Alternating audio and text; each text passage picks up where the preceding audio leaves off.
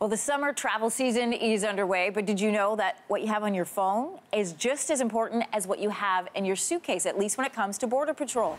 Canadian travelers heading to the U.S. are being told to be prepared to hand over their phones and their laptops to U.S. border agents who do not need a specific reason to search your device. With more, I'm joined by immigration lawyer Joel Sandaluk. Good to have you here. Good morning. Okay, so what are they looking for, and is this legal?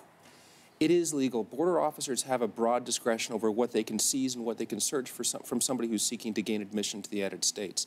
What they're generally looking for is evidence, though, that somebody is going to work in the United States or that somebody's going to stay there permanently. So what happens in a lot of cases is people will look through somebody's emails or text messages, for example, to an employer, to a girlfriend, plans to purchase a house, something of that nature. And then that information is then used to decide whether or not they should be admitted. Joel, what are they basing this on? So if I'm coming across the border for vacation travel, I've declared that because you have to have your declaration form before you go across the border. How then can they say, I think you look like you might be wanting to buy a house here? What are they using to determine that? It's hard to say. Sometimes there's just a series of questions. Sometimes there's just a sense that an officer has. But because they have such a broad discretion over who they can ask and what they can ask, the questions could be based on just a completely random sense that an officer has of somebody's nervousness when they're speaking to the officer, or something else that they've seen. For example, somebody traveling with a lot of luggage or dishes or something of that nature. Huh. So if they find anything that they deem suspicious, what happens next?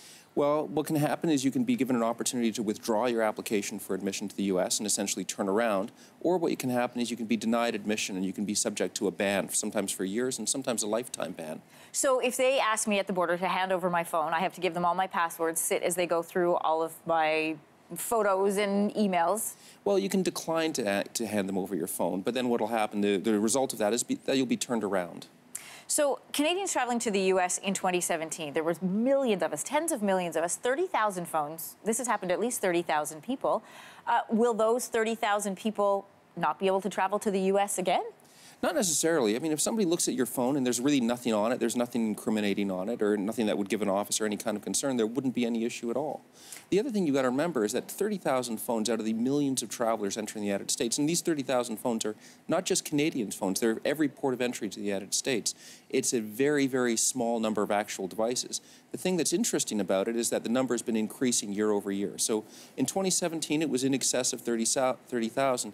2015, it was just over 8,500. So the frequency of searches is increasing dramatically, and that's, I think, the reason for the concern. We've done a story on this program before about how, if you've got, for example, I was not born in Canada, and so sometimes I will go through a second level of screening, simply for that reason. This happens to a lot of people. So if, for example, I have news sites or I have pictures of a Trump protest, for example, will things like that cause me to be stopped at the border? Anecdotally, I've heard about people having trouble at the border because of sites, website, or videos of rallies or demonstrations, other things like that.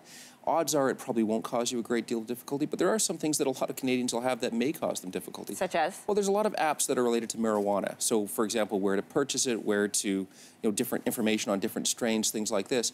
And that kind of information on your phone could easily lead a border officer to conclude that somebody's going to come to the United States and commit an offense in that country. We've had other clients stopped at the border. We had a client a while ago who was stopped at the border, and an officer searched her phone and found emails from basically a dating website that led the officer to conclude that she was going to engage in acts of prostitution in the United States. She was denied admission for that reason. So it can seem random. A lot of the reasons that governments use to justify these kinds of searches is they'll say things like human trafficking, terrorism, child pornography, and this is all justified in the fight against those very legitimate evils. But the problem is that that's not really who gets searched. It's generally the more mundane, ordinary things, people who are going to be living too long or working in the United States, and those are the people who are really, truly targeted.